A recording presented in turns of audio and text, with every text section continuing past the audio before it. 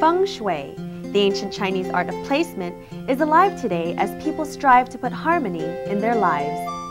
It really speaks to man, woman, being in harmony with their environment, with the land, with the place that they live in, and also the place that they work at. So it speaks to the total harmony of humanity to nature. There is a spirituality that pervades in Feng Shui, and one must let the yi, or the will of the power to believe, encompass oneself.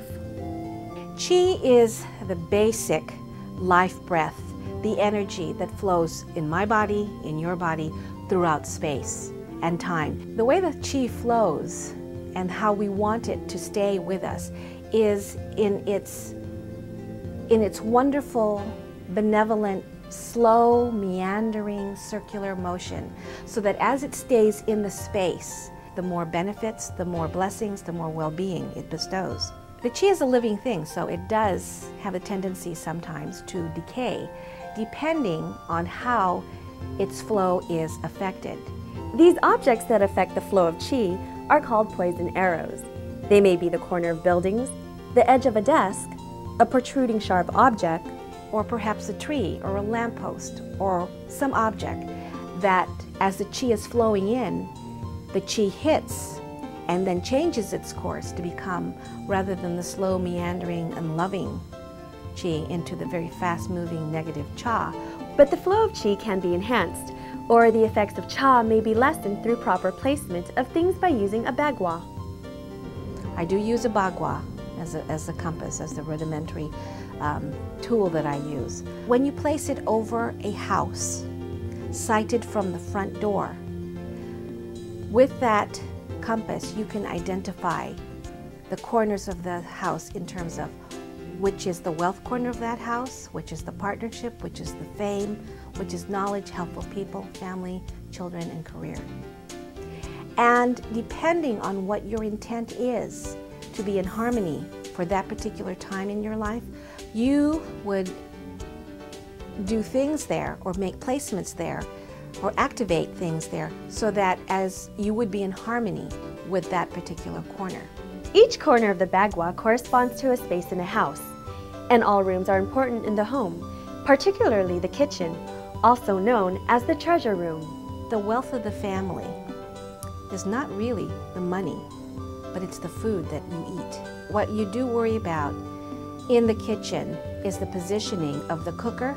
It is best not to have the cooker and the sink opposite each other. The fire, which obviously cooks the food, can easily be doused out by the water. Likewise, the water that cleans the food and also gives us something to drink can be made very hot and boiling by the fire so that it scalds us or so that it overcooks our food. If there is a means by which you can mirror the flames that cook your food, so much more will prosperity come into your home and well-being, especially since it's mirroring the wealth of the family. The bathroom, also an important area of the home, needs special attention, for it may have detrimental effects to the wealth corner. The first thing I look for is, let's make sure that the commode or the toilet is not in the wealth corner. If it's in the wealth corner, what could very well happen, or what you're courting, is for problems with finances, problems with health, opportunity going down the tubes.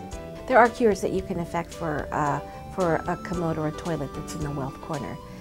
For example, I would suggest that that the accessories around that toilet, the towels, little bath accessories, now have the color of purple, because purple is the color of wealth, and we want that color purple to raise the qi of that particular corner where the toilet is in. I would probably suggest that you get into the habit of always closing the lid.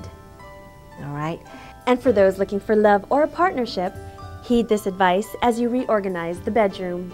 In the partnership corner of, let's say, a bedroom, or a particularly important room in the house for you, there should be duality. You don't put any solitary figures there. If there's a single picture of a man, then you put a woman. If there's going to be flowers there, you put at least 2 flowers. If you really want to evoke the fact that you're open to friendships and relationships, maybe in that corner you put a nice round table and you put 3 candles of different heights that are pink for health, wealth, and happiness. And again, these intents have to be clear, and also they have to be clear with no harm intended for anyone. Feng Shui can evoke love, wealth, and happiness, but one must not forget that these are only effects of the real goal of this art. The mistake that many people do make is that they think, well, this is a lucky charm. Put a crystal in this corner and money will come in. That's not really the intent of Feng Shui. The intent is to find the harmony so that the blessings of the good qi, or the life breath that come into your space, into your life, that affect and work in concert with your qi, if they're in harmony, then everything else falls into place.